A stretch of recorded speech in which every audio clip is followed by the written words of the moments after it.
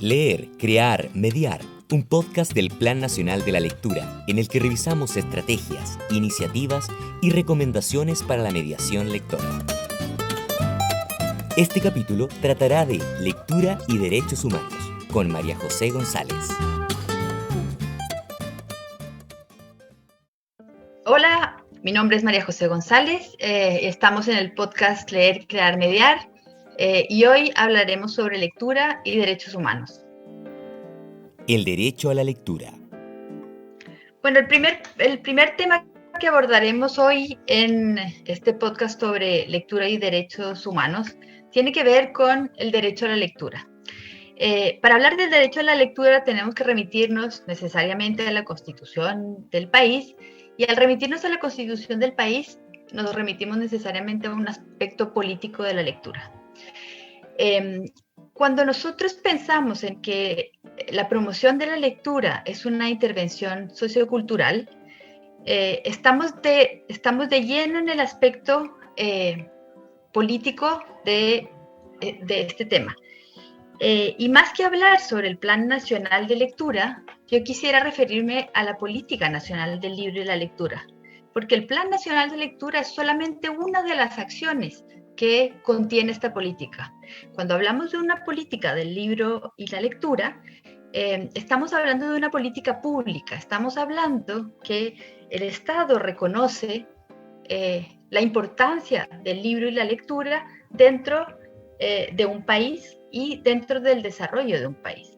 En nuestro país no está explicitado el derecho a la lectura, pero sí está explicitado el derecho a la educación, el derecho a la libre expresión y el derecho a recibir o a conocer la cultura, ¿ya? El patrimonio cultural. Entonces, actualmente nosotros estamos en una política que va del 2015 al 2020, pero la primera política que se hizo en torno al libro y la lectura fue en 2006.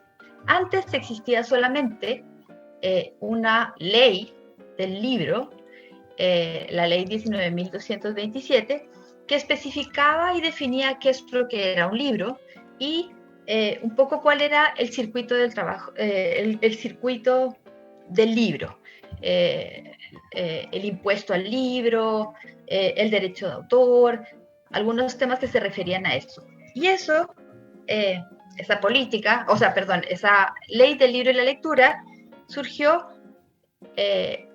se empezó a tramitar en el año 91, inmediatamente después del retorno a la democracia, y se firmó recién en el año 93. Y desde el año 93 hasta el año 2006, no se volvió a tocar esta ley del libro y la lectura. Y solamente cuando en el 2006 se pretendió hacer de la preocupación del libro y la lectura una política pública, se volvió a retomar la idea de transformar esta ley. En la política actual, en 2015-2020, se expresa manifiestamente que esta política pública se hizo con un enfoque de derechos. ¿Qué significa que esto se haya hecho con un enfoque de derechos? Significa que considera todos los tratados y todos los acuerdos internacionales que ha firmado Chile en relación con los derechos humanos. Nosotros como mediadores de la lectura, como personas que trabajamos en el ámbito de la lectura, tenemos que rescatar la presencia de la lectura en el ámbito de la educación y en el ámbito de un reconocimiento cultural. Entonces, si nos vamos un poco a la normativa nacional e internacional que se aborda en la Política Nacional del Libro y la Lectura, solamente revisando las fechas vemos cuán lento es la asimilación que se tiene de la importancia de trabajar activamente por la lectura. A pesar de reconocer que la lectura y la escritura son elementos que son absolutamente necesarios para el desarrollo cultural, para el desarrollo de una nación, no solamente desde la perspectiva cultural, sino desde la perspectiva del desarrollo integral de la nación. Entonces, cuando se firma el Pacto Internacional de Derechos Económicos, Sociales y Culturales en el año 66 y recién se ratifica en el año 69 y en Chile se publica por primera vez en el Diario Oficial en el año 89, nos damos cuenta que el componente del contexto político y social es fundamental. ¿Qué ocurrió entre el 69 y el 89? Todos sabemos que estuvo la Unidad Popular, toda la crisis que se generó durante la Unidad Popular y después el golpe de Estado y la dictadura. Y en el año 79, cuando se sabía que la dictadura iba a terminar, recién ahí se publica la adhesión a este Pacto Internacional de Derechos Económicos, Sociales y Culturales, que ahora en una ley, o sea, en una política pública del 2020, recién se menciona. Es decir, 30 años después. Entonces, bueno, eso nos hace, uno puede sacar sus propias conclusiones sobre la relevancia que se le da al tema de la lectura y cómo la ciudadanía tiene que ejercer una presión importante para que ese derecho se cumpla, porque cuando hablamos de derechos humanos estamos hablando de la dignidad de las personas y estamos hablando de la dignidad en todo sentido. Porque si nosotros no tenemos leyes que reflejen lo que la política pública quiere decir, esa política pública no se va a poder llevar a cabo. Eso significa que cuando yo adhiero a un derecho, yo tengo que generar las condiciones legislativas, jurídicas, para garantizar que ese derecho se cumpla. Y eso es un aspecto que nos está faltando. Nos está faltando en esta política, que por fin da cuenta de la necesidad de que eso ocurra, que nos faltó en la política del 2006 y por la cual nosotros como ciudadanos tenemos que presionar y aquellos que trabajamos en este ámbito tenemos que preocuparnos más de este tema. Y sin ser un problema político partidista, sí es un problema político porque va a tener una presencia importante en todo el proceso que estamos viviendo actualmente de tener una nueva constitución. En la antigua constitución solamente está garantizado, la lectura está garantizada por el derecho a la educación, pero la propia constitución política dice que es deber de la comunidad contribuir al desarrollo y perfeccionamiento de la educación. Y la educación se tiene que entender no solamente como el proceso escolar, sino que se tiene que entender como ese proceso en que toda la población, toda la ciudadanía sigue aprendiendo durante toda la vida. Y por lo tanto la educación no es solamente para los niños, niñas y adolescentes, como nos hacen creer, sino que la educación es para todas las personas a lo largo de la vida. Porque un país que lee, un país que se forma, un país que lee críticamente, probablemente es un país que va a tener mayores posibilidades de desarrollo. Leer bajo censura y objeción. Seguimos en el podcast Leer, Crear, Mediar, en este capítulo que estamos abordando sobre la lectura y los derechos humanos. Y entramos a una segunda sección que llamamos Leer bajo censura y objeción. ¿Por qué estamos hablando de censura y objeción en un capítulo sobre lectura y derechos humanos? Porque desde el momento que hay un derecho, en particular ahora el derecho a la lectura, aparece siempre la vulneración de ese derecho. Y una vulneración del derecho a la lectura, de la cual somos testigos en Chile muy a menudo, es la lectura bajo censura y objeción. ¿Qué significa la objeción? La objeción es cuando yo hago un intento por eliminar o restringir algunos materiales de lectura basados en la ideología, en alguna ideología, ya puede ser política, puede ser religiosa, puede ser valórica, Y lo que yo hago cuando yo objeto un material es que yo limito el acceso a ese material. Cuando yo hablo de censura, estoy hablando de la mayor vulneración al derecho a la lectura, porque eso significa eliminar radicalmente aquellos objetos que yo objeté. Una cosa es que yo por ejemplo, voy a dar un ejemplo concreto que me ocurrió a mí. Trabajando como bibliotecaria en un colegio que tenía una determinada orientación religiosa, que pertenecía a una comunidad religiosa, me objetaron un libro de la Babette Cole, un libro sobre el paso del tiempo y sobre la vejez, porque planteaba como una de las posibilidades en el momento de la muerte, planteaba la reencarnación. Y en este colegio, que era un colegio católico, el tema de la reencarnación aparecía como algo que era inaceptable. Entonces, lo que se me dijo fue, ese libro no puede entrar a nuestra biblioteca.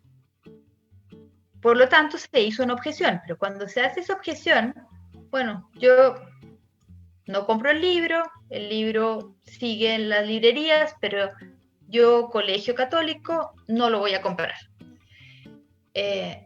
Si hubiera un poder mucho mayor, estamos en la ficción, de esa iglesia católica, que hubiera dicho ese libro donde se hace alusión a la reencarnación tiene que desaparecer y hubiera mandado a determinadas fuerzas a comprar ese libro y hacerlo desaparecer completamente de las librerías, de las bibliotecas públicas, ahí habría actuado con censura. Entonces, cuando nosotros vemos que hay limitaciones al acceso, estamos más bien hablando de objeción. En el año 1970 se publicó en Estados Unidos un libro de Maurice Sendak. Maurice Sendak es el autor de Donde viven los libros, un autor muy querido por todos nosotros, los mediadores de lectura, que hizo un libro que se llamaba La cocina de noche, donde un niño soñaba que estaba en una pastelería que él veía todos los días cuando salía con su mamá. Y en ese sueño, este niño estaba desnudo. Y en esa época, en los años 70, en Estados Unidos, hubo algunos estados que objetaron el hecho de que el niño estuviera desnudo y por lo tanto procuraron que ese libro como desapareciera en las manos de los niños.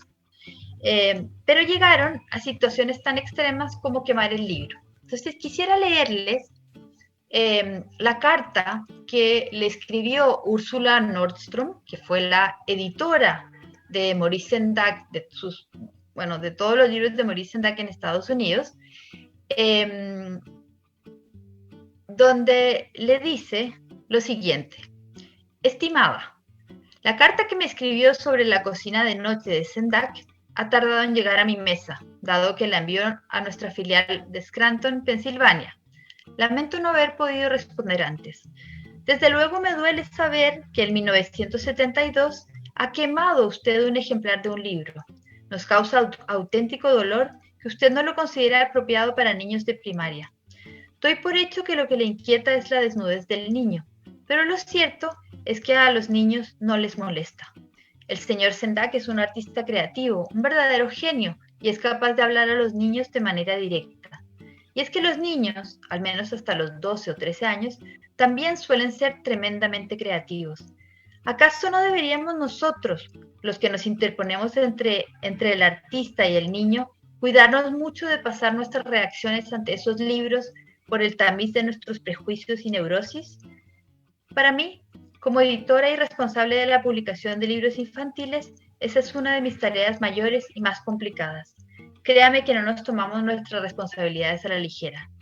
Creo que los niños siempre se mostrarán encantados con un libro como La cocina de noche y que reaccionarán de manera creativa y sana. Solo los adultos se sienten amenazados por la obra de Sendak. Le enviaré algunos comentarios positivos sobre este libro a lo largo de los próximos días y confío en que los lea y conceda a los niños de su colegio la oportunidad de disfrutar del libro del señor Sendaki. Aquellos que en Estados Unidos no quemaron la cocina de noche, en muchos casos le pusieron pañales al niño, le dibujaron pañales encima. Bueno, este es un ejemplo internacional. Un último ejemplo que quería darles, que es un ejemplo mucho más radical, tiene que ver con un libro que se llama Cielografía de Chile de Floridor Pérez. Ese libro, Cielografía de Chile, en el año 73, cuando hubo el golpe de Estado, ese libro desapareció. Ese libro fue quemado con un montón de otros libros de la editorial Quimantú, y las principales razones que se argumentaron para quemar ese libro y para prohibirlo, era un libro de poesía infantil que no tenía absolutamente nada de político, que, o sea, era realmente poesía dirigida a los niños, pero se eliminó del circuito del libro, se eliminó completamente, y ese es el acto más radical de censura. Por un lado, la editorial Quimantú fue uno de los grandes proyectos de la Unidad Popular para democratizar la lectura. En la editorial Quimantú, entre el año 71 y el año 73, se imprimieron más de 10 millones de libros. Probablemente eso es una cifra que en todos los años de democracia no hemos alcanzado. O sea, los tirajes de los libros en esa época eran de 20.000, 30.000 ejemplares. Y este libro, bueno, primero fue eliminado porque pertenecía a la editorial Quimantú. Y en segundo lugar, fue eliminado porque Floridor Pérez era un opositor al régimen y de hecho fue perseguido y fue relegado a la isla Quiriquina. Entonces, bueno, ahí hay razones, uno ve que no tienen que ver con la obra, que no tienen que ver con los niños y que tienen que ver con un enfrentamiento político entre los adultos. Y ese enfrentamiento político entre los adultos termina vulnerando el derecho a la lectura y termina vulnerando el derecho a la educación, no solo de niños, niñas y adolescentes, sino de todas las personas que hubieran querido acercarse a esta obra. Mediar sin censura. En este tema que estamos hablando sobre lectura y derechos humanos, en el podcast Leer, Crear, Mediar, quisiéramos ahora abordar otro tema que tiene que ver con la mediación. Y por lo tanto esta sección la vamos a llamar Mediar sin censura.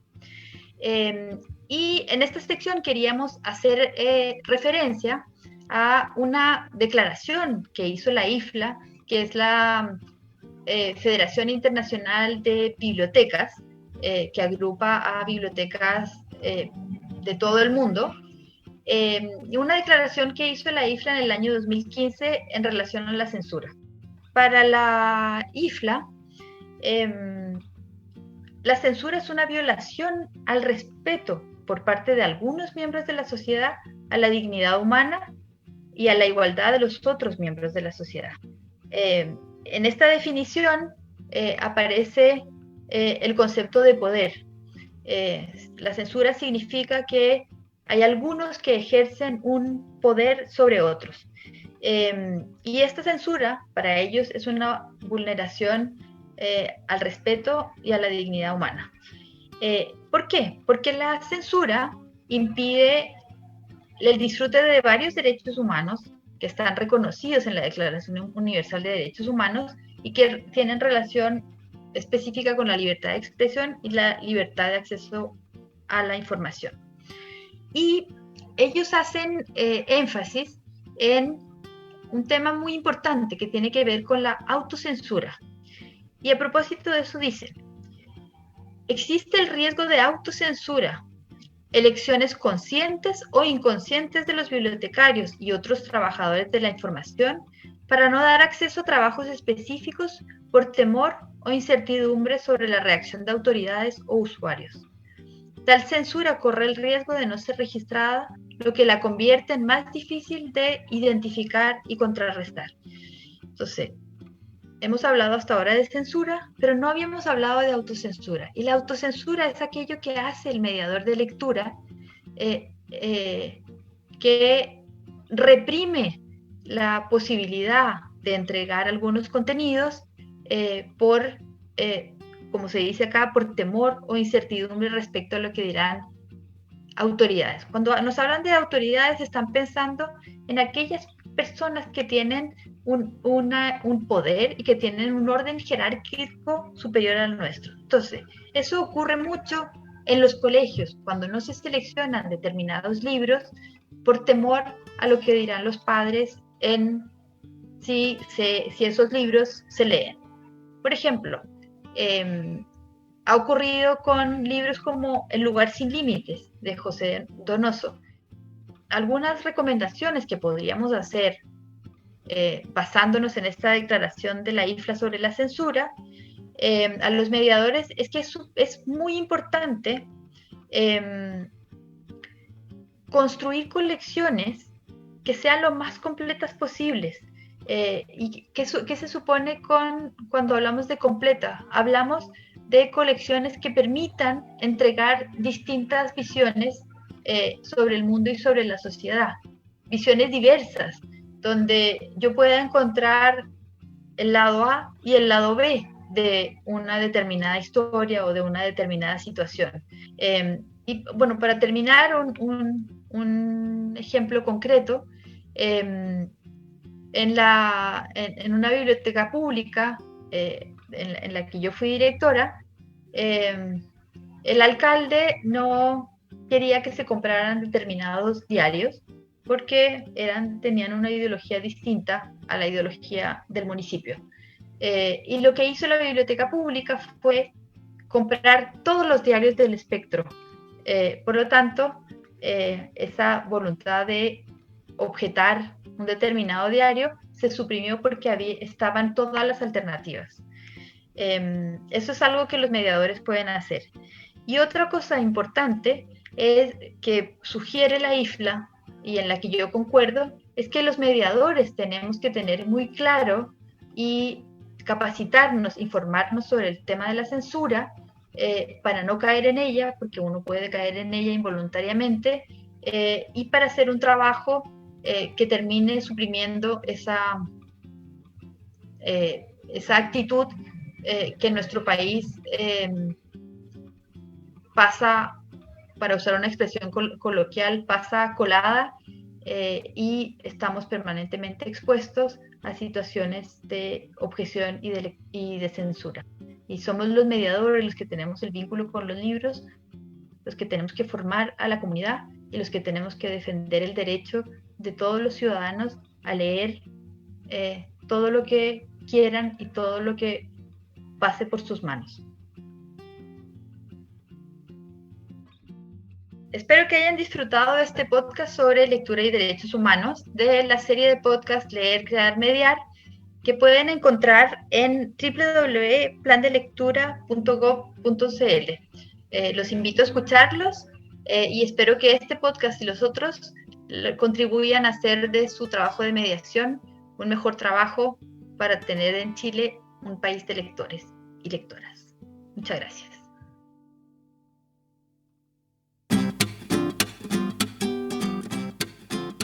Hemos escuchado Leer, Crear, Mediar, el podcast del Plan Nacional de la Lectura, en el que revisamos estrategias, iniciativas y recomendaciones para la mediación lectora.